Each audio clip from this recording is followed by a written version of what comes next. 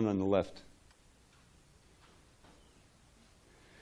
Jaya Radha Madhava Kunja Bihari.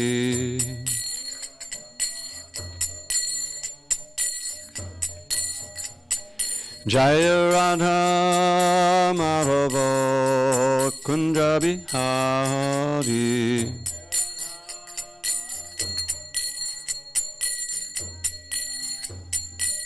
Gopi Jana Vallabha Girivardhari.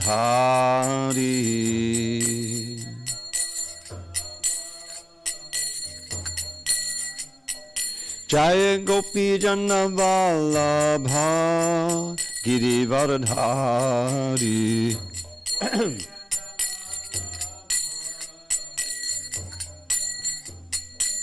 Yashodanandana Brajajana Ranjana. Yashodanandana Brajajana Ranjana. Yamuna Tira Vanachari. Yamuna Tira Vanachari.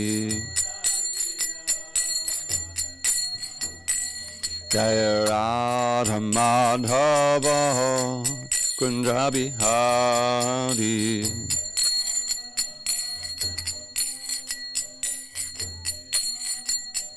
Jaya Radha Madhava Kunja Bihari.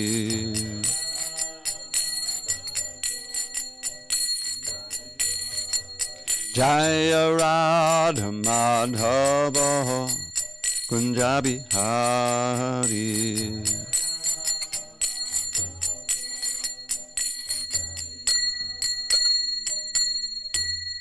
Jai Mr. Pad Paramahansa Parudikacharya Ashtoto to the Srimad Divine Grace Srila A.C. Bhakti Vedanta Swami Prabhupada Ki Jai. ISKCON BBT founder Acharya Srila Prabhupada Ki Jai. Jai Om Vishnu Pad Paramahansa Parudikacharya Ashtoto to the Srimad Divine Grace Srila Bhakti Siddhanta Saraswati Thakur Ki Jai. Ananda Koti Vaishnavindra Ki Jai. Namacharya Srila Haridas Thakur Ki Jai. Grantaraj srimadbhagavatam Ki Jai. Samaveta Bhaktavrinda Ki Jai. All glory to the assembled devotees. All glory to the assembled devotees. All glories to the assembled devotees. All glory to Shri Guru and Gauranga. Narayanam namaskritya Narang chaiva narottamam Devim saraswatim vyasam Tato jayamudiraye. Before reciting the Srimad Bhagavatam, which is our very means of conquest, we should offer our respectful obeisances unto Lord Narayan, the Supreme Personality of Godhead, unto Narayan Rishi, the supermost human being, unto Mother Saraswati, the goddess of learning, unto Srila Vyasadeva, the author, and unto Srila Prabhupada, the translator, commentator, and our spiritual master. I think I may have forgotten Saraswati, the goddess of learning. Anyway, you get the idea. Om Namo Bhagavate Vasudevaya.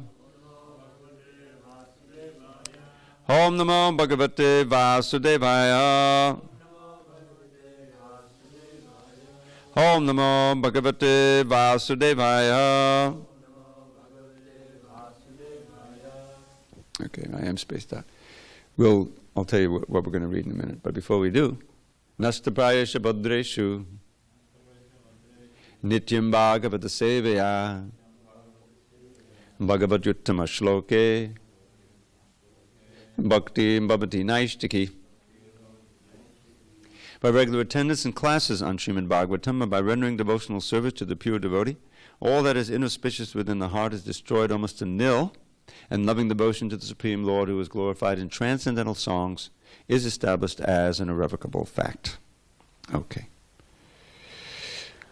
On this 5th day of June 2019 in SanDiego, we're reading from Srimad Bhagavatam, translation and commentary by His Divine Grace A.C. Bhaktivedanta Swami Prabhupada.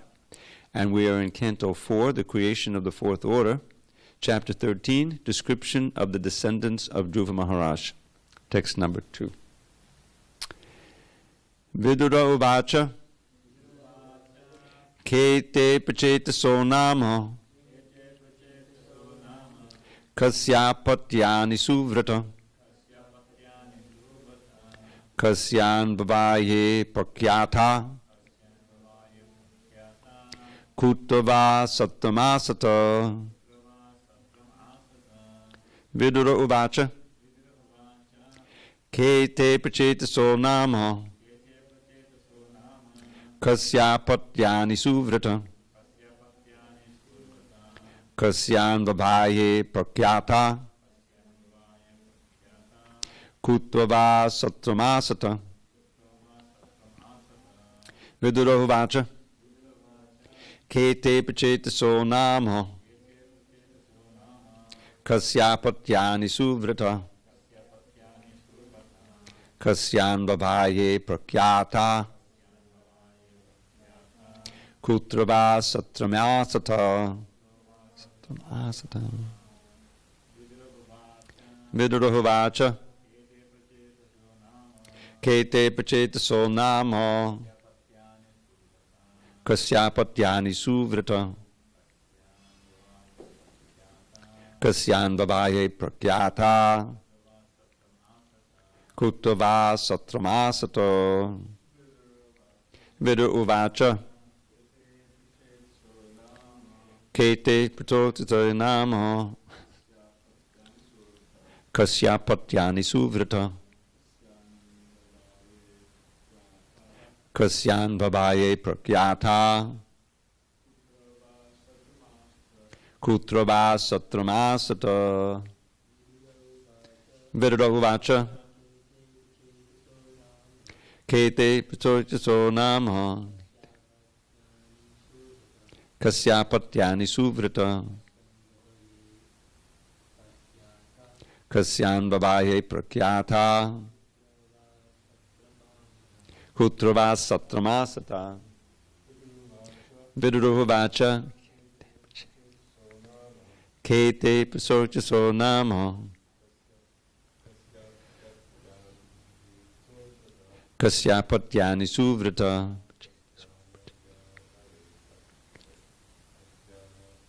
Kasyan vabhaye prakyata Kutrava satramasata. Vidura uvacha Kete pachetaso nama Kasyapatyani suvrata Kasyan vabhaye prakyata Kutrava satramasata. Vidura uvacha Vidura inquired, Ke, who were, Te, they, Pachetasaha, the Pachetas, Nama, of the name, Kasya, whose, Apatyani, sons, Suvrata, O Maitreya, who have taken an auspicious vow, Kasya, whose, Anvavaye, in the family, Prakyata, famous, Kutra, where, Va, also, Satram, the sacrifice, Asata, was performed. Translation. Vidura inquired from Maitreya, O greatly advanced devotee, who were the Prachetas? To which family did they belong? Whose sons were they? And where did they perform the great sacrifices? Purport. The great Narada's singing in the previous chapter of 3 verses in the sacrificial arena of the Prachetas gave another impetus to Vidura to ask further questions. Now before we read text 3, I'm going to read that verse in the previous chapter. This is text 40 of the previous chapter, near the end. I'll just read the English. After observing the glories of Dhruva Maharaj, the great sage Narada, playing his veena, went to the sacrificial arena of the Prachetas and very happily chanted the following 3 verses. So, as you recall, Narada Muni had originally trained Dhruva Maharaj, so he was very ecstatic to see the success of his disciple go back to Godhead. So now he's glorifying them to the Prachetas, who we don't really know who they are yet, but we will learn. I'm just going to read these quick verses of Sanskrit. So he summarizes the Dhruva pastime in these 3 verses. Simply by the influence of his spiritual advancement and powerful austerity, Dhruva Maharaj, the son of Suniti, who was devoted to her husband, acquired an exalted position not possible to attain even for the so-called Vedantists or strict followers of the Vedic principles, what to speak of ordinary human beings. Just see how Dhruva, aggrieved at the harsh words of his stepmother, went to the forest at the age of only 5 years, and under my direction underwent austerity. Although the Supreme Personality of Godhead is unconquerable, Dhruva Maharaj defeated him with specific qualifications possessed by the Lord's devotees. Dhruva attained an exalted position at the age of only 5 or 6 years, after undergoing austerity for 6 months. Oh, a great Kshatriya cannot achieve such a position even after undergoing austerities for many, many years. So those were the verses that Vidura remembers. And now he went, well, who are those Prachetas who he spoke to? And now we're going to hear the whole story of the Prachetas, King Prachanabhari, the song of Shiva, and all this that's going to come up. So back to text number 3, I'm sorry. Vidura continued, I know that the great sage Narada is the greatest of all devotees. He has compiled the Pancharatrika procedure of devotional service and has directly met the Supreme Personality of Godhead. Purport. There are 2 different ways of approaching the Supreme Lord. One is called Bhagavat Marg, or the way of Srimad Bhagavatam, and the other is called the Pancharatrika Vidhi. Pancharatrika Vidhi is the method of temple worship, and Bhagavat Vidhi is the system of 9 processes which begin with hearing and chanting. The Krishna consciousness movement, there's a mistake right there. It says Krishna conscious movement. Should I fix it? Okay, I'll mark it. That's what it says right here. Maybe it's right in the book, I doubt it. The Krishna consciousness movement accepts both processes simultaneously and thus enables one to make steady progress on the path of realization of the Supreme Personality of Godhead. This Pancharatrika procedure was first introduced by the great sage Narada, as referred to here by Vidura. Om Jnana Timarandasya Jnanandjana Shalakaya Chakshu Unmidatam Mena Tasmai Shri Gurave Namaha. I was born in the darkness of ignorance, but my spiritual master Srila Prabhupada opened my eyes with the torchlight of knowledge. I offer my humble obeisances unto him and to all members of Sri Parampara, the disciplic succession. So this is a very nice little transition into the next section of the Bhagavatam, where we're going to hear about these Prachetas and how they met Lord Shiva and received the Song of Shiva. This was one of the first things I ever proofread back in 1973, and maybe 74.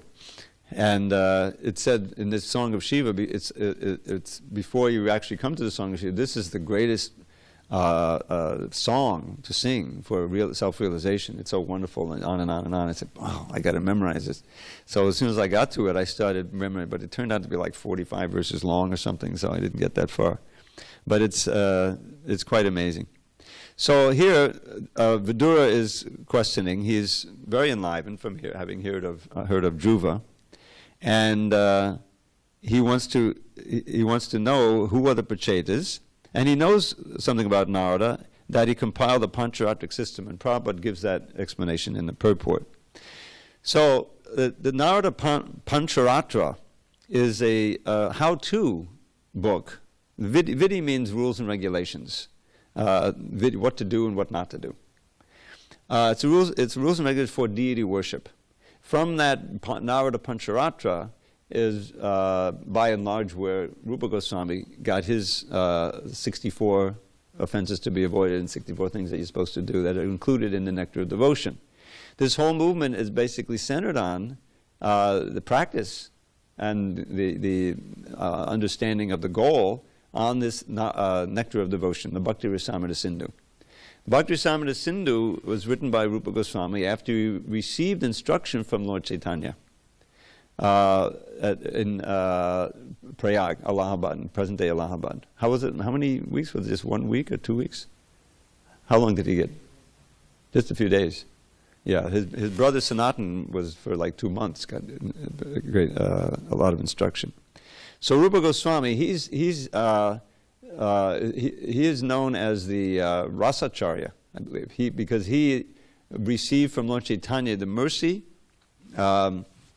when he visited him in Jagannath Puri, and Lord Chaitanya would go regularly dancing in front of the Jagannath cart, Ratha Yatra. Have you been to Ratha Yatra yet? Yes. So Prabhupada took it out of India and brought it around the world. But for many thousands of years, it was a Puri festival. So Lord Chaitanya, he set up his headquarters there in Jagannath Puri, and he would see Jagannath. When he first saw Jagannath, he came into the temple, he saw Krishna. He saw, even though Jagannath is shaped in a certain way, he saw, this is my Krishna, fell down in total ecstasy, went into samadhi, and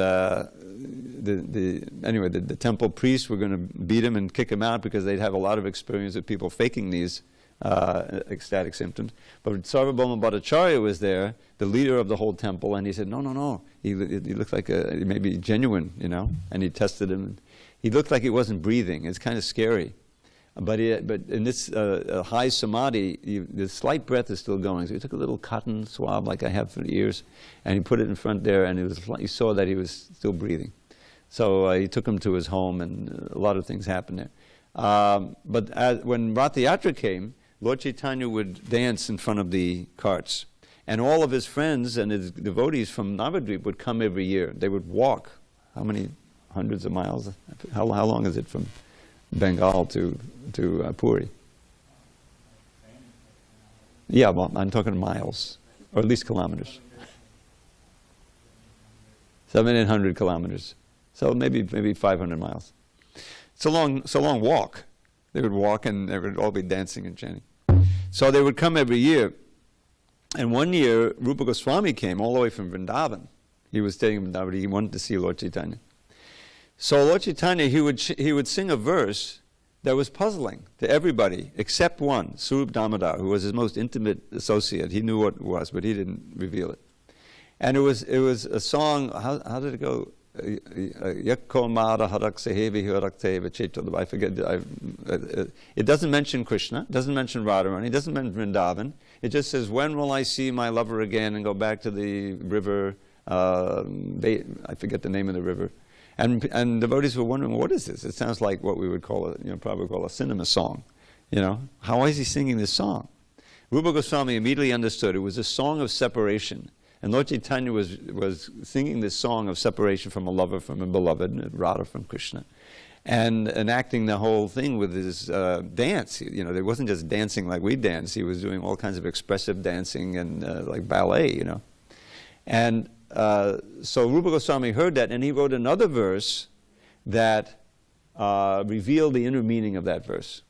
And that one is very famous. Priyak soyam Krishna sahachati kudu cheta militas tatahang saradha tadidama bahyo sangamasukam tatapyanta kelan mododa modari panchamadushe monomeka dindi puranavabanaya spahayati. So this is a verse that is sung by Radharani when she meets Krishna at Kurukshetra. For many, many years of separation. Have you read Krishna book? Okay. So Krishna left Vrindavan, and he's promised to come back, but he got hung up, if you will, in Mathura, and then Dwarka. He married 16,108 queens. And meanwhile, the gopis are pining back home in Vrindavan. When is he coming back? Not just the gopis, all the residents, So this is like extreme separation, It seems extremely cruel, but it's not, because that love and separation is so intense. Krishna is present there, through the love, through the strong meditation. So, but then after many, many years, there's a solar eclipse, and traditionally everyone goes to Kurukshetra at that time. It's very auspicious. I won't go into the details of that. So Krishna came all the way from Dwarka with all of his queens and all of his paraphernalia, and the gopis and the other residents of Vrindavan came up from Vrindavan. It's much closer from Vrindavan. You can see, look on the map. So after all these years, they finally met him. You can imagine the emotion is described there at the end, near the end of the 10th canto. So this is Rupa Goswami. He realized that's what that verse is pining for, is that the lady and whoever that verse is depicting is depicting that when will I be able to take him back to that river where and that sylvan beautiful spot where we met and had our youthful pastimes. So that's the whole mood of Rath Yatra. It's that it's very opulent. Jagannath is in the big city. He represents Krishna and Dwarka. And the gopis and the other residents, they pull the carts. They pull the cart, pulling Krishna back to Vrindavan, so that they can enjoy with him back in the beautiful atmosphere of Vrindavan. That's the inner mood. No one knew that until Lord Chaitanya revealed it. So this verse, Radharani is speaking to a friend, and she says, "My dear friend, now I have met my old and dear friend Krishna on this battlefield of Kurukshetra, and it's very nice. I'm the same Radha, he's the same Krishna. It's nice to meet here. But my heart longs to take him back to Vrindavan and hear him play that beautiful flute on the fifth note on the bank of the Yamuna. That's my ardent desire." Now, Lord Chaitanya, Rupa Goswami wrote that they would write on these palm leaves. He was living on a little hut on the beach there in Jagannath Puri. And he put it near the roof there, the little thatched roof. He hid it there.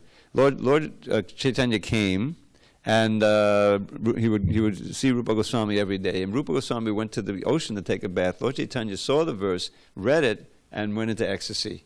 And when Rupa Goswami came back, he slapped him a little bit out of friendship, and then give him a big hug.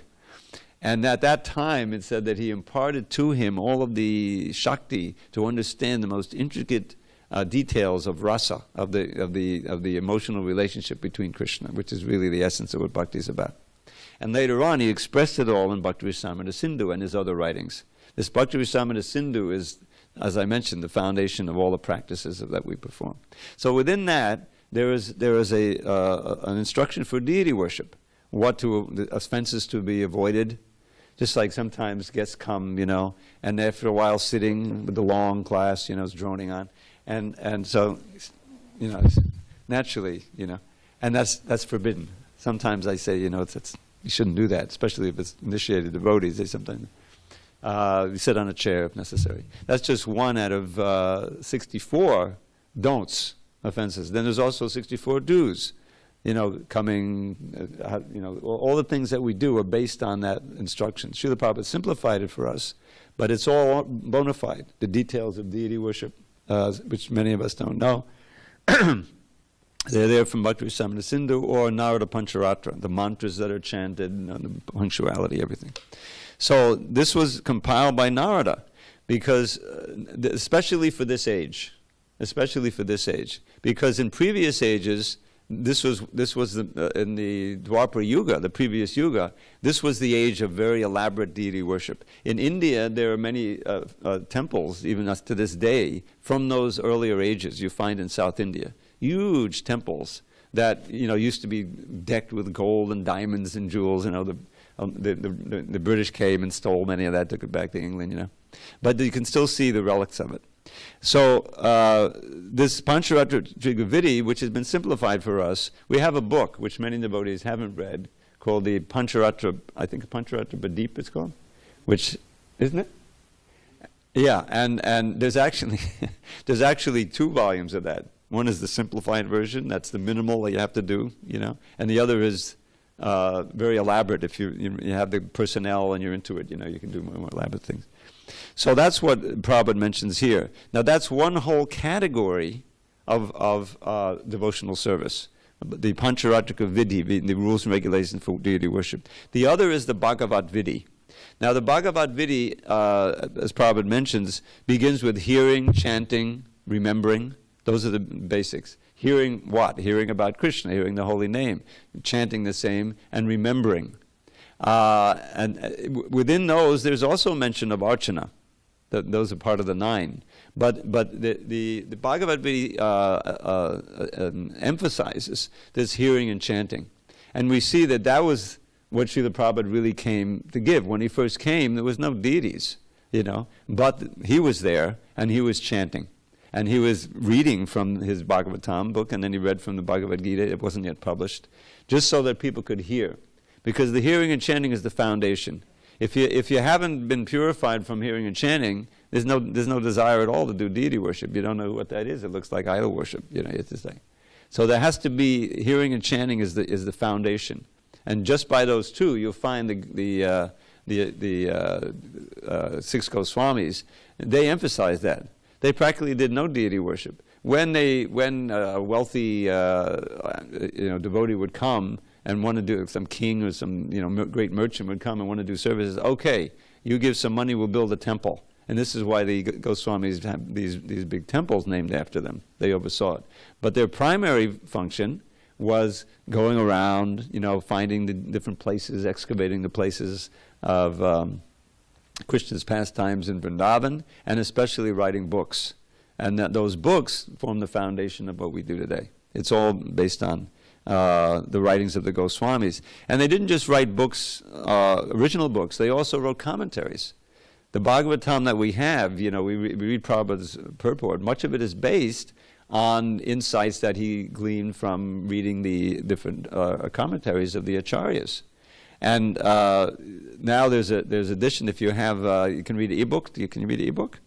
There's an edition that was put together. That's the whole Bhagavatam with Prabhupada's commentary and the later commentaries of his followers, and the entire commentary of Vishwanath Chakravarti Thakur, which gives some interesting insights. And in the 10th canto, not only Vishwanath Chakravarti, but Sanatana Goswami and Jiva Goswami. So it's like gradually the whole thing is unfolding and being uncovered.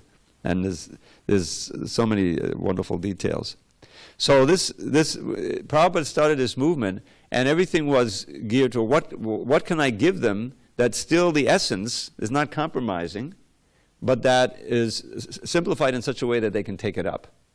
Like when he began the deity worship, it was like, I remember reading, where did I read this? God, one of these remembrances of Malati, I think it was, or something. So how to offer, So food has to be offered. Prabhupada told them, but there weren't that many details. So when they first started the temple, the first deities were in San Francisco, in the second temple of ISKCON. And it was Jagannath deities. How did the Jagannath deities come about? So Malati, in those days, there was a lot of, in Haight-Ashbury, you heard you know some of the history. So that was the place where all the hippies were gathering, and there was a lot of interest in mysticism in India. There was a lot of stuff coming through. So the shops there was a big barrel, okay?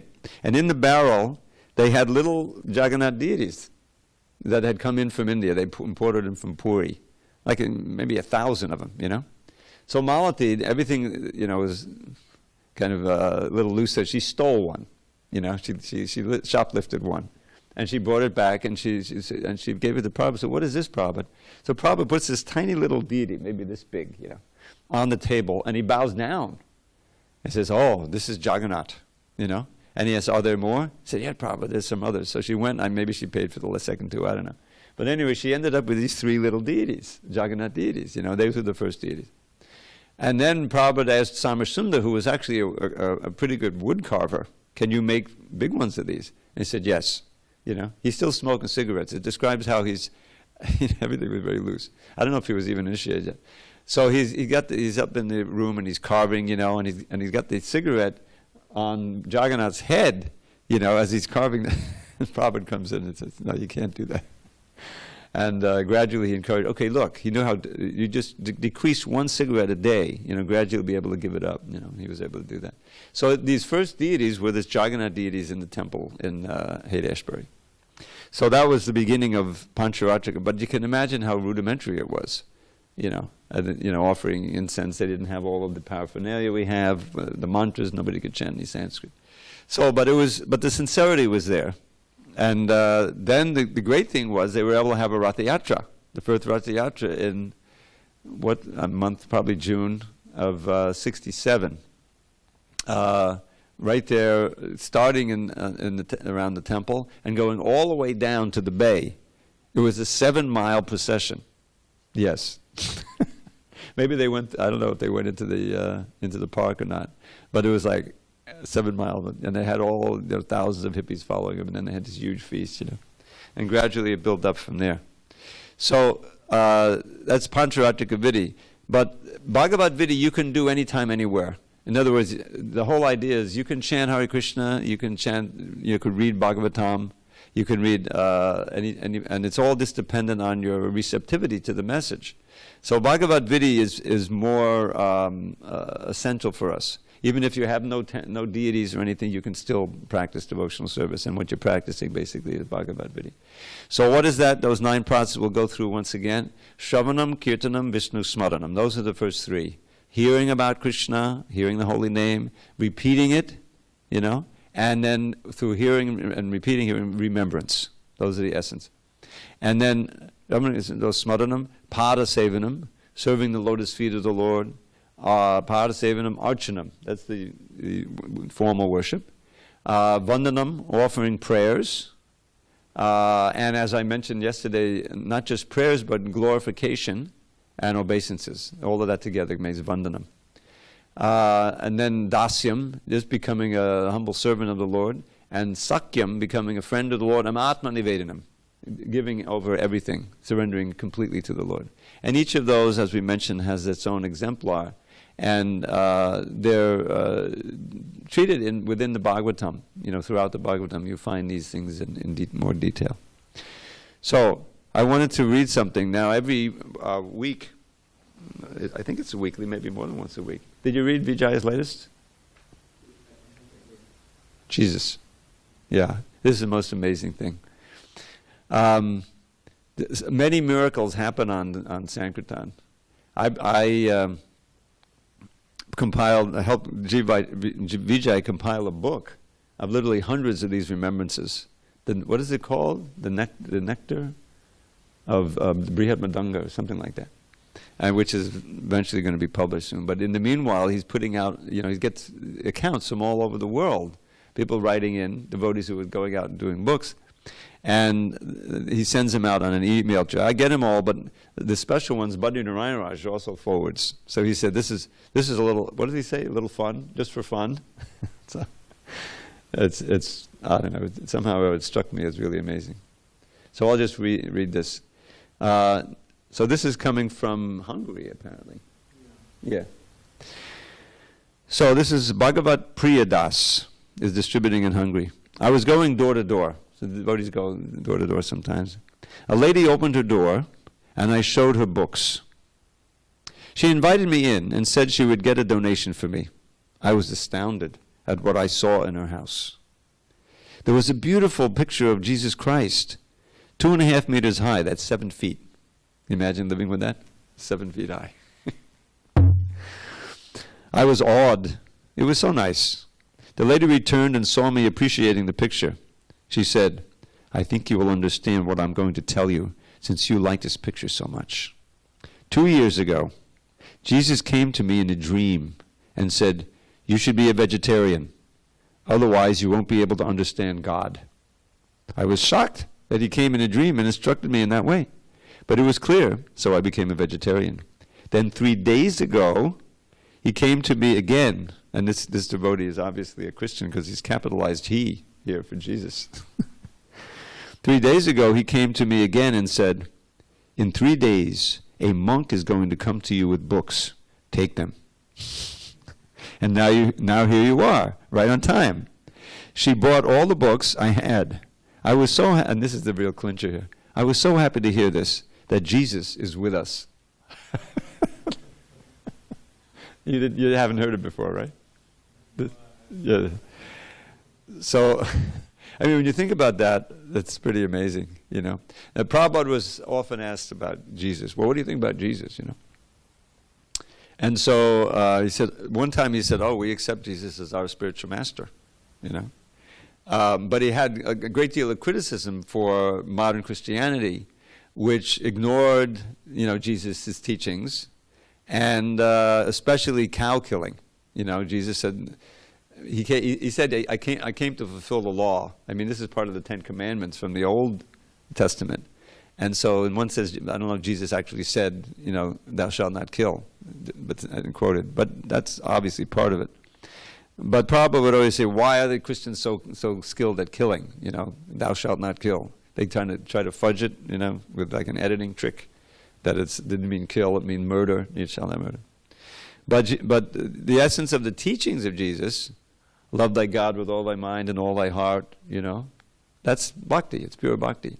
But what he was able to give at that time, at that place for those people, is obviously not exactly what we have, but we can see that, you know, the main thing is that he was really willing to risk his life and give his life to preach God consciousness, and that's the essence of the preaching movement of the Lord Chaitanya. Now there's one devotee in the Chaitanya Charitamrita, Vasudev Dutt, I believe, who said to Lord Chaitanya in the meeting, he said, all of the people, you please, and he was sincere about this. He says, you just take all of the sins from all the people in the universe, and you put them on my head, and I'll stay in hell forever, and they can go back to Godhead. And he was sincere about that. Lord Chaitanya was crying. He gave him a big hug and said, by your desire, they'll be delivered, but you won't have to take on their sinful reaction. And so Prabhupada says in the purport, this is the same mood as Jesus Christ.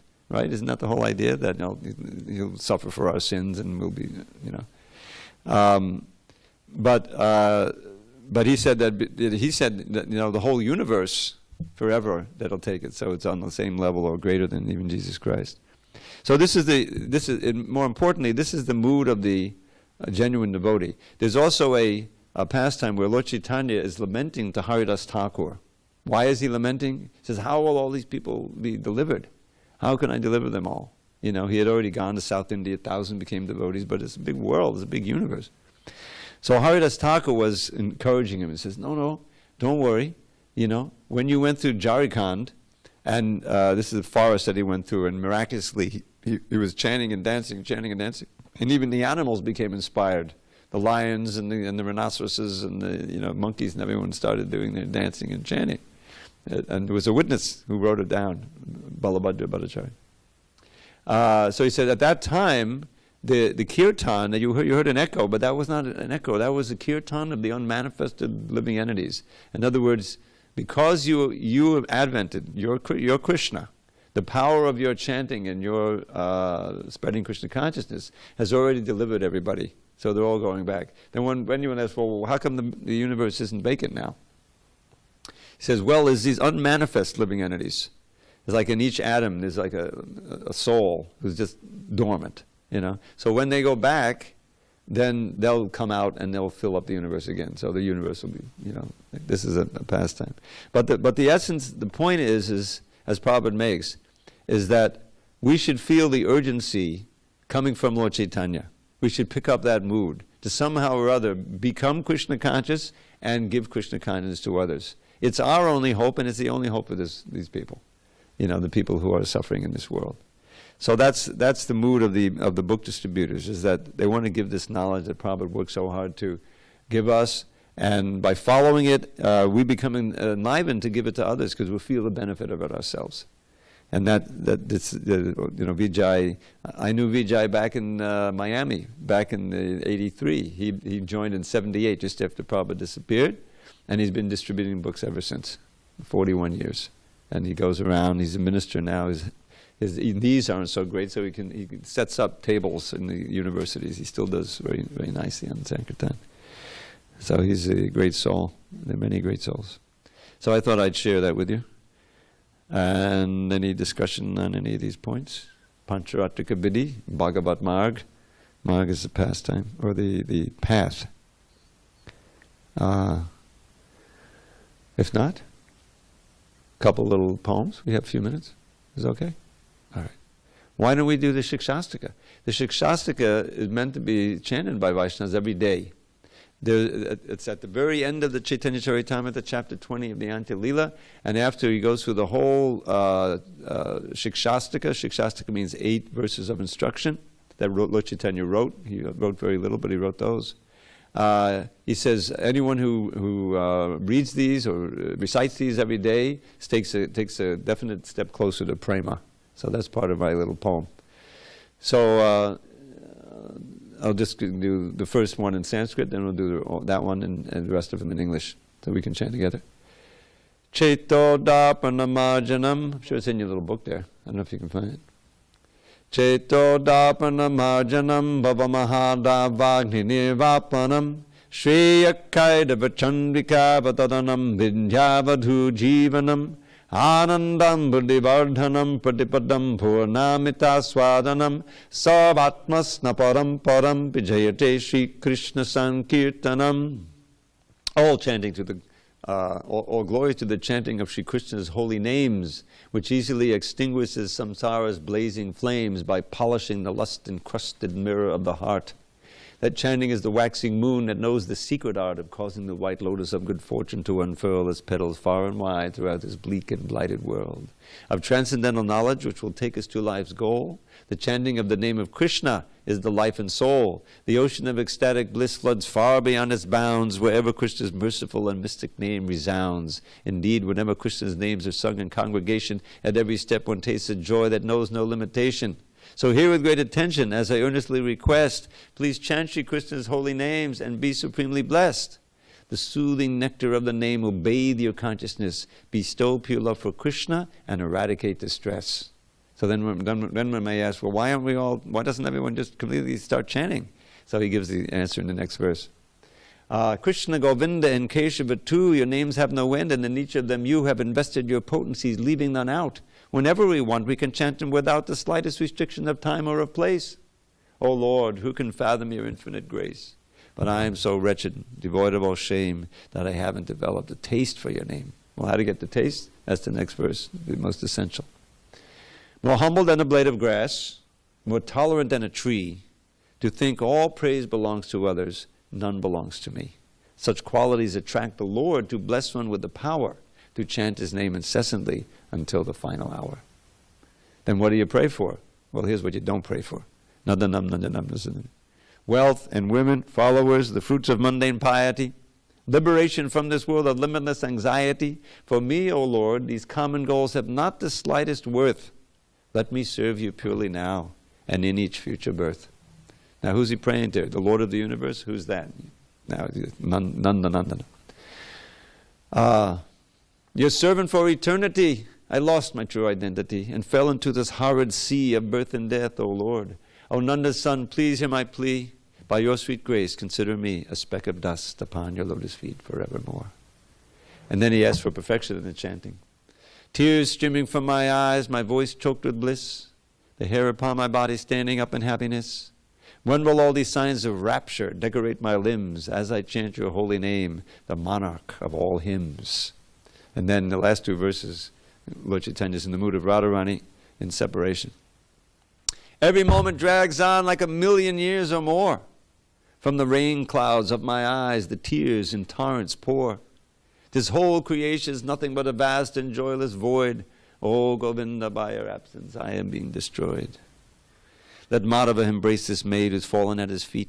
Or let him trample me or my most ardent hopes defeat by never giving me a chance to see him anywhere, just shattering my heart and plunging me into despair.